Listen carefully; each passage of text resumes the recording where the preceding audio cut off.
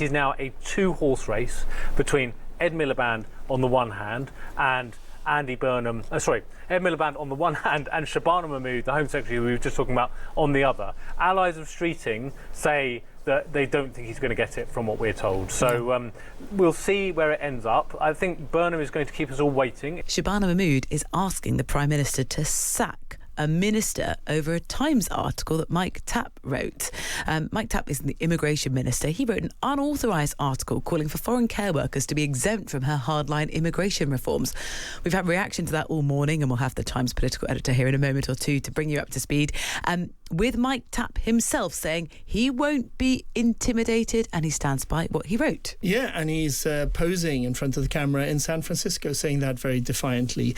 In first place, inside the battle to stop Ed Miliband becoming Chancellor. The Times political editor Steven Swinford writes that bankers and trade unions have formed an unholy alliance to warn that the would-be Prime Minister Andy Burnham warn him against promoting his close ally to the role. More on that with Steven Swinford live with us very shortly. If you want to read any of those, then you need to go to thetimes.com and click subscribe. Well, time to talk now to the Times political editor Steven Swinford, who can give us more on this very kind of complicated weaving story. Steve, good morning.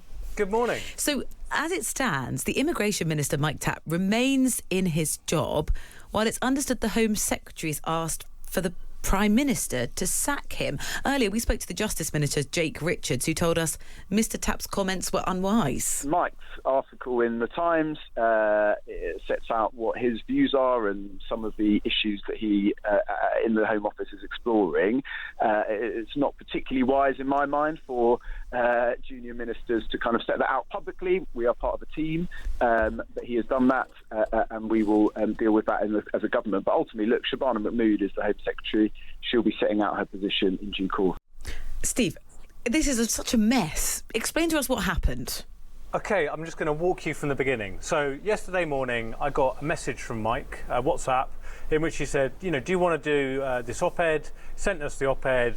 And I looked at it and I thought immediately that's a very good op-ed. It's got a really clear newsline, something new that we didn't know before, that he's interested in exempting care workers, making it easier for care workers to gain permanent residence, so shielding them effectively from these hardline migration reforms that Shabana Mahmood is implementing. So we said we'd run it. That's great. He was in America, so we had a kind of couple and twos and fros, and then we wrote the article. It was ready to go. But obviously, we talked to the Home Office about it just to flag Mike Tapp's doing this op-ed. It's great. We're really interested in it. And they hit the roof. They are really not happy with the op-ed because the op-ed was unsanctioned. They had not authorised it. They viewed that as a clear breach of collective responsibility. And Shabana Mahmood went so far as to ring the Prime Minister and ask him to sack Mike Tapp, to say that this is not the policy, it's not his position, he's getting ahead of it, right? Starmer refused to do so, and what makes this all more extraordinary is it's not so long since Shabana Mahmood herself went to see the Prime Minister and asked him to resign from office and set out a timeline for an orderly transition. And so people around Starmer are saying, this is all a bit rich. She's asking us to sack someone for disloyalty to her when she was fundamentally disloyal herself in the first place. So there is animus in this. There is bad blood between Starmer and Mahmood. And so we get a standoff. We get a migration minister who is refusing to take the peace down. We get Shabana Mahmood who says he should be sacked. And we get Keir Starmer who is saying no. And that feels very messy to me. It is. I mean, Mike Tapp has tweeted this morning, posted on X saying, I won't be intimidated to drop my views. Stay classy. He says, it's gone from he broke the ministerial code to he stole my idea. I've put my views across on a policy I've been working on for months. I've got the receipts in an op-ed in the Times. Give it a read. Let's continue to discuss. I mean, Steve, what does it tell us about the authority in government right now, where you've got a row like this, where a junior minister feels able to do exactly what he did, WhatsApp you yesterday, write an article, knowing that his boss wasn't going to be very happy when she found out he'd done it? I think it tells you that exactly as you put, that it's this is a very messy transition. As soon as you say you're no longer Prime Minister, all the power goes and everyone starts looking over the horizon for the coming man, Andy Burnham. And what do we know about Andy Burnham? We know that broadly he's supported Shabana Mahmood's reforms, but he is concerned that they are too hardline in some aspects, and we don't know where he's going to land on that.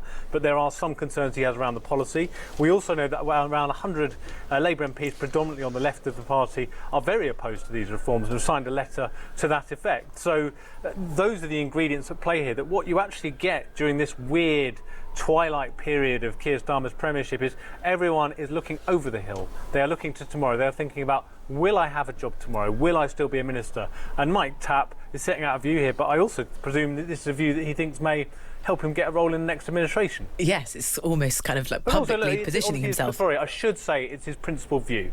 I don't want to be rude to Mike. It is his principal view. This is where he thinks the policy should land. So, sorry, I don't want to imply that the sole motive is political gain. It isn't. It clearly also is his view. That's really helpful. Yeah, thanks, Steve.